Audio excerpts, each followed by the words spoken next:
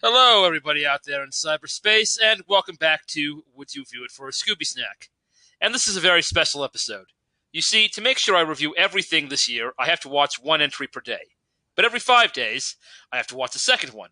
So some weeks, like this one, you'll get 9 reviews instead of 8. With that in mind, let's get started. We start this week off with That Snow Ghost, episode 17, premiering on January 17, 1970. This time around, the gang is on vacation at a ski resort. They check in and are greeted by Mr. Greenway, the innkeeper. And while he's welcoming them, Peter Lorre walks in playing Mr. Leach, a regular at the resort. Mr. Greenway shows the gang to their rooms and warns them to keep their doors and windows locked because of the snow ghost lurking around. This must be one of those polite vampire-esque ghosts that won't come in if you've locked them out.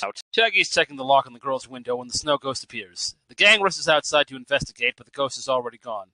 On Fred's idea, they get a couple of snowmobiles and follow the tracks to a canyon where they think the ghost couldn't have possibly gone across. Again, this episode would have made a lot more sense if they'd simply stuck with the idea of a Yeti instead of a snow ghost. The snow ghost appears on a cliff on the other side and roars at them. And it can fly. Okay, now I'm seeing the ghost. The snow ghost flies over their heads and disappears behind some trees. The gang follows it to where they last saw it and find a nearby cave. Inside the cave, they find Tibetan decorations and a man named Fu Lanchi, who tells them that back in Tibet, he encountered the Yeti and jumped across a ravine to escape it. The Yeti tried to follow him and fell to its death. Ever since then, the snow ghost has been tracking him, and Fu Lanchi was forced to go into hiding, eventually settling into that cave. But the gang believes there's more to the story than that and go back to finding Bigfoot. Velma notices sawdust on the footprints, which they follow to an abandoned sawmill. They split up, and soon Scooby, Shaggy, and Velma are separated. Velma is captured by the snow ghost, and Shaggy falls down a trapdoor. Scooby finds Velma in a Bond villain trap, chained to a log and heading straight for a circular saw. After failing to saw through the chains, Scooby puts on his giant beaver teeth and gnaws through the log, taking Velma to safety down the log slide and escaping the snow ghost. They meet up with Daphne and Fred at the sawmill after Scooby frees Velma. Shaggy shows up, appearing ghostly pale, but falls into some water, washing off the white powder, making everyone realize, including himself, that he's not actually dead. This clues them into the idea that it's not actually a snow ghost either. But then the snow ghost appears and chases them. Velma and Fred hide behind some logs, while Daphne finds a hollow one to hide in, which she shows the others when the coast is clear. Meanwhile, Shaggy and Scooby take a snowmobile down and get frozen in some blocks of ice when they fall through thin ice. When the girls and Fred chisel them out, they get the idea of trapping the snow ghost with the quick-drying ice. It backfires, and, once again, the ghost chases Scooby and Shaggy, and, in the ensuing hijinks, the gang and the ghost are caught in a giant snow boulder. The ghost masks fall off, revealing him to be Mr. Greenway. When the police arrive, they tell the gang that they uncovered one of the biggest smuggling rings in the country. The gang explains that Mr. Leach brought the jewels to Greenway in his suitcase, who sent them down the river in hollow logs. As for how the ghost flew, transparent skis. This was a pretty good episode. Don't get me wrong, I enjoy cartoon antics, but I definitely prefer episodes that focus more on the mysteries like this one did. Would I watch it again? Yeah. That Snow Ghost is the last episode of Scooby-Doo Where Are You's first season, and we pick up on season 2 with Nowhere to Hide, premiering on September 12, 1970. And you can already see the improvements from the last season. The animation is much sharper and cleaner, and the colors brighter. For example, you can now see reflections of lights in the windows and not just mirrors. You can tell the budget was increased, but more on that later. The episode opens with a green ghost scaling, seemingly by hand, up a skyscraper to a jewelry store to steal a necklace before scaling back down. The police officer who blows a whistle at the thief but doesn't, chase him, identifies him as the ghost of Hyde as he runs off before hiding in the mystery machine parked outside the malt shop. And yeah, there's going to be a lot of Hyde hiding comments in this one. After enjoying some sundaes, the gang heads home, unknowing that Hyde is hiding under a blanket in their car. Fred takes a shortcut home, again, while Shaggy and Velma talk about a corny movie where a blob hides in the back of people's cars. Scooby discovers Hyde when he grabs a blanket and Hyde laughs, scaring the gang out of the mystery machine while he escapes into the marshes. They follow him to an old house and see him go inside. But when they go to the door, they all fall through a trapdoor into a mad scientist lab.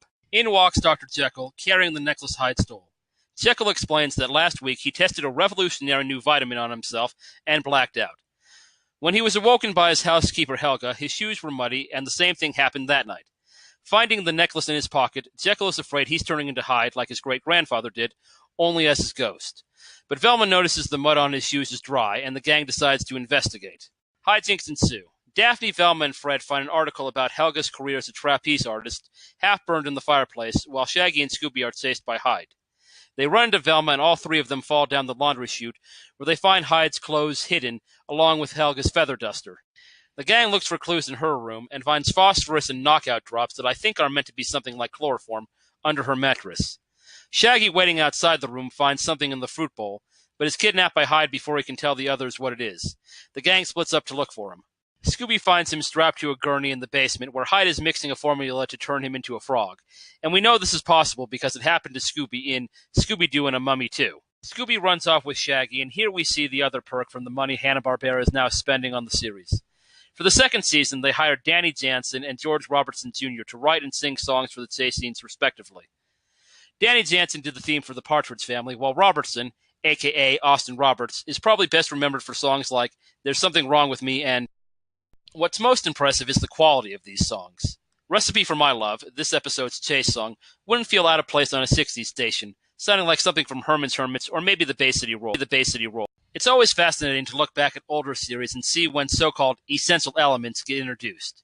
It's difficult for me to imagine Scooby-Doo without a pop rock song during a chase scene, but here we are 17 episodes in and just getting our first one. Likewise, we still haven't actually heard, and I would have gotten away with it too if it weren't for those meddling kids and their dog. Makes me wonder how this series will become. Anyways, Shaggy and Scooby escape Hyde and join the rest of the gang. Shaggy then shows them what he found in the fruit bowl, a set of suction cups for climbing. With this final clue, the gang sets a trap for Hyde. Shaggy and Scooby lure Hyde out, who gets scared by three other Hydes, Fred, Daphne, and Velma. He tries to escape out the back door and falls down the trap from earlier, and gets captured by Shaggy and Scooby. They unmask him, expecting it to be Helga, but it's none other than Dr. Jekyll who is trying to frame her. As Velma points out, Helga, as a trapeze artist, wouldn't have needed the cups to climb. This episode is meant to serve as a sequel to the original book, The Strange Case of Dr. Jekyll and Mr. Hyde, where the fact that they were one and the same was meant to be an M. Night Shyamalan Fight Club-esque twist, though I don't think anyone was really fooled here.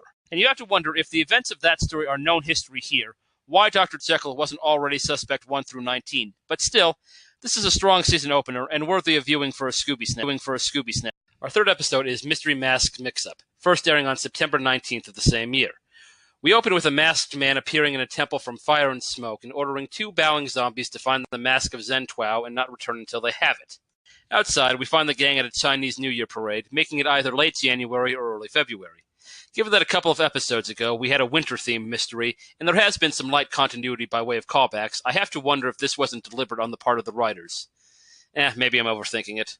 After the parade, they go get something to eat, and I think this is the first time someone other than Scooby or Shaggy suggests food. Velma this time. They end up in a shop where Daphne buys a gold Chinese mask. I guess this is as good a time as any to bring up our cast change. For all of Season 1, Daphne was voiced by Steffiana Christofferson, who left after the first season to get married. Heather North, then roommate of Nicole Jaff, who played Velma, took over. She would play Daphne until the 90s and definitely grew into the role. But here, and in Nowhere to Hide, she sometimes sounds like she's too old to be a teenager like Daphne is. After the gang leaves the shop, the masked zombies come for the mask, but the shop owner tells them that he already sold it. In the streets, they find the gang and demand the mask, but Daphne refuses to give it up. Scooby tries to scare them off, and when that fails, he borrows a steam cleaner from a laundromat and creates a steam screen for the gang to escape. They take the mask to Mr. Fong, an art dealer, and hey, a real Asian name for once. Fong tells them that the mask belongs to Zen Twao, a warlord. It was stolen from his tomb, and now his ghost is... While driving around, the zombies catch up with them and retreat to the franchise's first car chase. And another song, I Can Make You Happy, though it's sometimes called The Place Where I'm Going by fans. It doesn't have much to do with what's going on screen. Not that the last one did either. I seriously wonder how much they told Danny Jansen about the episodes before he wrote the songs. Also, to modern viewers, this has a distinctly Guardians of the Galaxy feel to it, to the point where I wonder if the soundtrack was any inspiration to them, even subconsciously. Using maneuvers worthy of Mario Kart, Fred leads the henchmen on a tour of the city, going through fences, over roofs. Geez, even Fred doesn't want to look here. Through roofs and into buildings. There's one good bit where Scooby falls out of the back and tries to hitchhike. The zombies stop for him, and Scooby almost gets in before he realizes who it is. They drive off, and the whole thing plays like they really were going to help him. The chase ends when Fred drives over a banana peel. Man, this really is Mario Kart, and spins out. They crash into a fishing boat, and by the time they dig themselves out, Daphne and the mask are already gone with the zombies. Velma finds a note on the ground written backwards that Scooby realizes says, "The Temple in the Hills." The gang goes to rescue Daphne. They split up, Fred and Velma and Shaggy and Scooby. Man, even with Daphne gone, Fred's got to have a girl with him. Joking aside, as much as has been made of it over the years, I think it has more to do with formula than character relationships. But shh, don't tell the shippers that. Still, it would have been nice to see them mix up the groups every now and then, just for a change. Hijinks ensue. Fred and Velma soon find Daphne, but get trapped in with her. Shaggy and Scooby get chased by all three villains, Zen Twao and the zombies. While running, they accidentally free the others. Daphne tells them that she saw a clue when she was brought in and leads them to a room with a pigeon coop. And attached to the pigeon's legs are notes with locations and times. With everything falling into place, the gang set a trap for Zen Twao and his henchmen. They capture them and unmask them to reveal Fong and two smugglers. The mask, like others in the city, contains a tape with information regarding an upcoming smuggling job. Overall, this episode is fun. I like that they played with the formula enough to keep things interesting. This is definitely a premise that can get stale fast if you don't switch things up. So, I'd personally view it for a Scooby snack. That said, it's not the most racially sensitive thing ever committed to film, so if that's a deal breaker to you, you might want to give this one. And now we move on to Scooby's Night with a Frozen Fright, premiering on September 26, 1970. Our story opens on a boat on the ocean in the middle of a storm. On deck is a caveman frozen in a block of ice. The tossing of the boat and the storm knocks the caveman overboard, and he floats away. Meanwhile, the gang is back on the beach again when Shaggy, while fishing, hooks the caveman. Though still trapped in the ice, it's a hot day and they know the ice will soon thaw, so they load the caveman into the back of the mystery machine and deliver him to Ocean Land. There they meet Professors Wayne and Ingstrom, who put the Iceman in the freezer and tell the gang that they hope they can bring him back to life. Their job done, they head back to the malt shop. Back at the lab, Wayne is doing some paperwork and Ingstrom is leaving, and while in the back, someone turns on a space heater behind the caveman. At the malt shop, Shaggy realizes that he left his rod and reel at Ocean Land, so they drive back and find the door ripped off the freezer and the place in shambles. It seems the caveman has thawed and come back to life, and with the professors missing, the gang of course has to investigate. They find Ingstrom out on the dock with a strange machine. He runs off when he hears Scooby trying to sneak up on him. The caveman then appears and chases them, and as always, hijinks ensue. When the gang regroups, Velma has a clue, a map with an X in the middle of the ocean, and a line following the current that leads directly to Ocean Land. Fred sends Velma, Shaggy, and Scooby to invest. They row to an X and find an abandoned ship. But no sooner do they get on board than they're locked inside the cabin. And inside is an ice machine that is spewing out gigantic blocks of ice. The trio are in serious danger of being crushed to death, but free themselves with a key made of ice. They decide to go back to Ocean Land to tell the others, but their boat is sunk, forcing them to take Velma's hot idea, rowing back on one of the blocks. With none of the clues adding up, the only way to solve the mystery is to capture the caveman himself. They try to use Scooby and Shaggy, dressed as a shark and swordfish, to lure the caveman into a trap, but only succeed in tangling themselves in their net. There's another chase, and hijinks ensue. This week's song is 7 Days a Week, and it's thematically similar to 8 Days a Week or Friday on My Mind. It has even less to do with this scene than others, and isn't. The caveman eventually gets trapped in a giant clam, and when Shaggy rescues him, he's revealed to be Professor Wayne, who wanted to get rid of Ingstrom and take his invention, a machine for talking to fish, for himself. I think this is the first time that murder was part of the goal for the villain's plan, though it isn't dwelled upon. Sure, villains like the Ghost Clown or Zen Twao didn't care if people died, but there was more circumstantial than premeditated. Our next episode is Jeepers It's the Creeper, premiering on October 4th, 1970. And I'm going to begin by saying that if Bedlam in the Big Top is the creepiest episode, and Mystery Mask Mix-Up, by way of the chase scene, is the most dangerous, then this one is the most violent, at least so far. We begin with a bank guard driving down the road when he finds the road blocked by a downed tree. As he tries to push it out of the way, a hulking green monster approaches. The gang, on their way to a barn dance, soon come upon the guard passed out and his car torn up on the inside. The guard comes to, just lucid enough to tell the gang, the flame will tell the creeper. Scooby finds the address of Mr. Carswell, the owner of the bank, who lives nearby, so the gang decides to bring the guard there. After they phone the sheriff, who is out of town for a few hours, Carswell explains that the creeper is a phantom who has been stealing from the bank without ever breaking in. But the dance is more important than some dumb mystery, obviously, so the gang leaves the guard in the care of Carswell. The party is hopping until the creeper shows up and cuts the power. Fred suggests that they all reconvene at the malt shop. While everyone goes, they stay behind to pick up. And outside, throwing away the plates, Shaggy and Scooby find the creeper and... you already know what I'm going to say. Paper and the chase is less them escaping and more the gang trying to keep it out of his hands, which is a nice change of pace. This week's song is Daydreamin', in which Danny sings about his love affair with... an ostrich. Anyway, one thing I've neglected, because the first song was written solely by Jansen, is that a few of this season's songs, like this one, were co-written by Susan Stewart, who also voiced Helga in Nowhere to Hide. The gang is separated, with the Creeper chasing Scooby and Shaggy, thinking that they have the paper instead of Fred. They elude him by hiding in the chicken coop. And meanwhile, Daphne, Velma, and Fred find a car hidden in some bushes. It has no license plate or papers, but it does have ripped-up negatives on the floorboard. Shaggy and Scooby are found by the Creeper and get chased into the others. Fred then finds some tracks that seem to belong to the Creeper, and they follow them, hoping to find him. They're brought to a mountain cave where they meet the Hermit of the Hills, whose cooking even Scooby and Shaggy don't want. Believing the Hermit is the Creeper, the gang goes to find the sheriff. But they find the Creeper already in the Mystery Machine, and are chased once again. They fall into a pile of hay inside a bale maker, and Scooby bundles them all up, unmasking the Creeper, who is not the Hermit, but Mr. Carswell. The sheriff arrives soon after, having got their message. And honestly, if I were him, with these kids around, I'm sure I'd rush off to whatever mystery they just solved for me, too. They explain that Carswell stole the money at work, coming back later in disguise to make it seem as if a ghost was behind it all. This episode once made it on a best-of collection, as chosen by fans, the only Season 2 episode to do so. It was popular enough that the Creeper has shown up again in the franchise a few more times. Still, it's not a personal favorite, so I'd take 2 or 3 Scooby snacks before watching it again. Next is Haunted House Hang-Up, premiering on October 10th, 1970. We find our gang on the road to a rock festival, with Shaggy and Scooby practicing their instruments in back. This may be a reference to the show's original concept, where a group of teens in a band solve mysteries between shows. Lost, they get directions from the farmer Asia Shanks, who points them towards the fork in the road, warning them to take the long way around to avoid the haunted mansion. But once they get there, Fred decides to take the shortcut because they're low on gas. And because good things ever happen when Fred takes a shortcut, the car overheats just outside the mansion, and Shaggy and Scooby are sent to go get a pail of water from a well, but get chased off by a ghost. The rest of the gang finds nothing when they go to investigate, but they do see that there's no bucket, so, seeing a light on in the mansion, they go to borrow one. Inside, they're chased by a floating candle into a room with a pointing portrait of Jefferson Stillwell, the manor's original owner. The painting's head appears and disappears at random.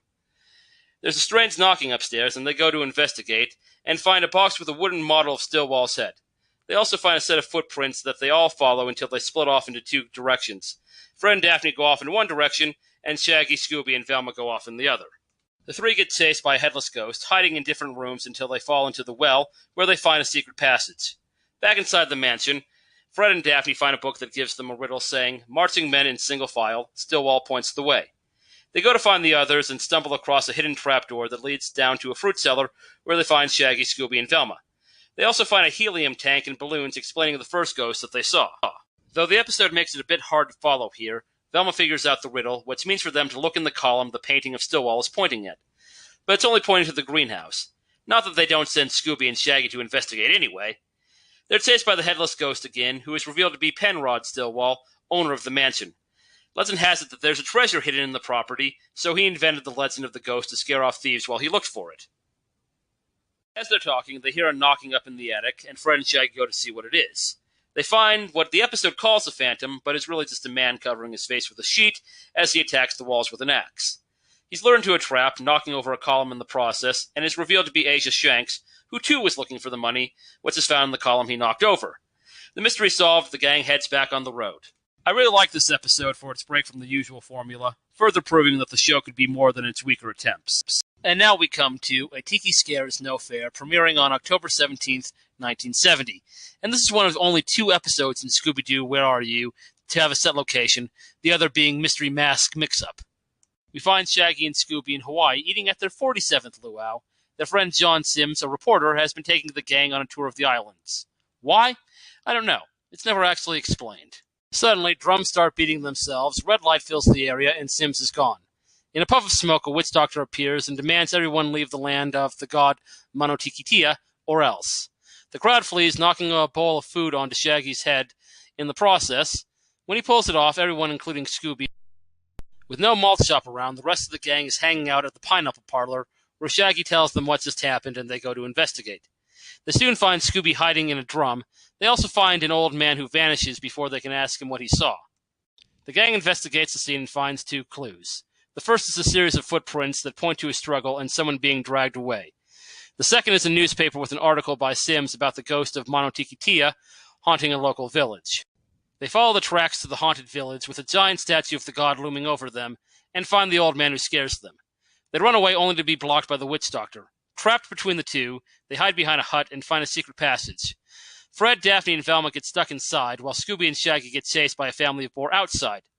Inside, Velma gets separated from the others when she falls down a trapdoor and runs away from the witch doctor, while Daphne and Fred go deeper inside to look for her. Outside, Shaggy and Scooby are chased by the statue when it comes to life. It's worth noting that this is the only episode in Season 2 without a song, and honestly, it would have ruined the atmosphere.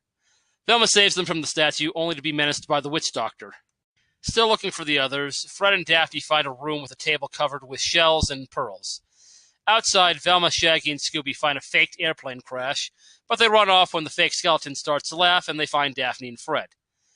A fresh set of footprints leads them to the old man who's swimming away. They swim and follow him through an underwater tunnel and to a secret entrance to the village, but he disappears again before they can catch him. The witch doctor chases them again, but Shaggy dresses up as a jungle monster and scares him off. The gang sets a trap for him, where he's revealed to be John Sims. He and his henchmen, who operated the statue, were after the pearls.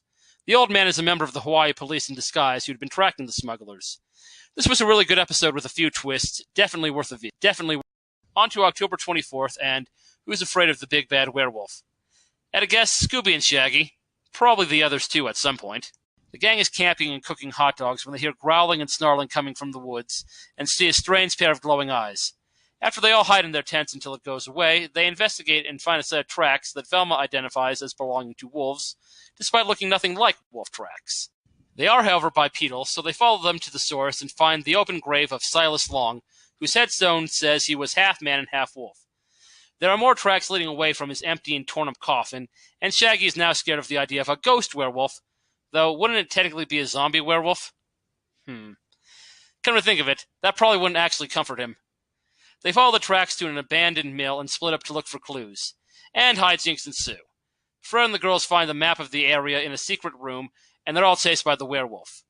This week's song is Tell Me, with the hook being, hey girl, you got me running, so it sort of fits. Shaggy and Scooby escape and fall into a bag of wool, scaring off the others who think they're more ghosts. As they're looking for them, they find barrels with tubes in the tops. Daphne, Velma, and Fred are inside, and, with nothing new to go on, they all go looking for the werewolf. They find a set of train tracks and a rail cart rolling down to a boat. Scooby and Shaggy get sent to find out where it's going, while the rest go to find out where it's coming from. The girls and Fred find a secret panel where the carts are coming from, but get locked inside. Shaggy and Scooby find a secret room in the boat where the carts are going, but get chased by the werewolf. When they escape, they find and free the others, who don't believe or understand what they're saying, so they're forced to go back so they can see for themselves. They follow a cart inside the boat and see the werewolf pulling a barrel with a sheep in it out of the river. Finally getting the picture, they set a trap for the werewolf, using Shaggy and Scooby in a barrel as bait. After the usual missteps when the plan is explained on screen instead of just happening, they capture the werewolf, who is in reality an unnamed rustler, stealing sheep for the black market. I'm not actually sure this is a thing. This is another enjoyable episode, if straightforward, so I'd still view it for a Scooby snack. Finally, we have Don't Fool with a Phantom, premiering on Halloween 1970. And side note, believe it or not, this is one of only 4 Scooby-Doo entries that first aired on Halloween.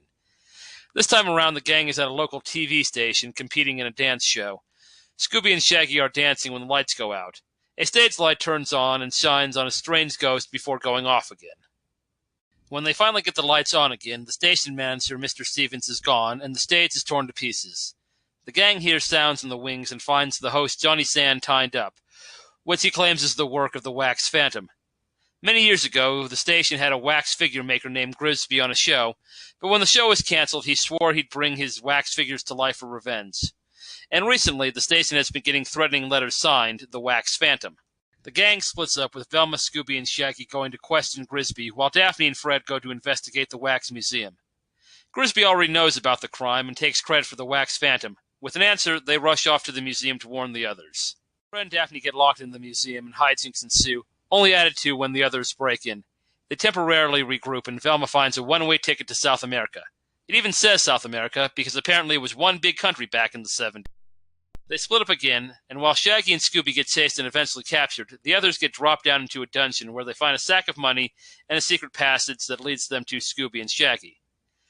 Also, as a side note here, I feel like this episode was made earlier and held back for some reason, because Heather North's acting is at its most wooden right now. The wax phantom has them tied up and is sending them up a conveyor belt to be dumped into a vat of molten wax, but Daphne saves them, albeit accidentally. Freed, the chase is on. When they regroup and get a reprieve, Fred comes up with a plan, but Shaggy and Scooby aren't having it. After 24 episodes, they just don't have it in them to be bait again, so they trick the others and run off. But they're chased again and end up luring the wax phantom into the trap anyway, getting caught up in it as well, as all three are showered with hot wax that cools and traps them. They wait for the police to come and free Scooby and Shaggy, even though they're in 3 separate blocks, but at least they free them before they reveal Mr. Stevens, who'd been stealing money. The episode ends, and with it, Scooby-Doo, where are you? So let's take one last look back before we move on. Oh, and yes, I would view it for a Scooby snack. Rewatching the series, I think what impressed me most was the characters. Yes, they all had their narrative niche and distinct personalities, but they were multifaceted and honestly pretty complex for a kids' show of any era. They all had their chance to be brave, to be cowardly, to be goofy, to be smart, and, yes, to be dumb. The show only hinted at it, but it was clear they hung out together where mysteries didn't happen. They had fun together, they played pranks on each other, but they always came to each other's rescue. And so despite looking like the Breakfast Club detectives, they felt like real people, people who would be friends in real life. I've always been of the opinion that kids' shows are at their most successful when kids convince themselves they're for adults. And for all the cartoonish elements, there was real danger for the heroes lurking on the edges of most episodes, only coming out when it was most dramatic. Watching these 25 episodes, I can start to see why the show was so popular enough that it came back for another run. But let's leave it at that for now. I hope you enjoyed this episode, and I hope to see you back next week where we'll pick up with the new Scooby.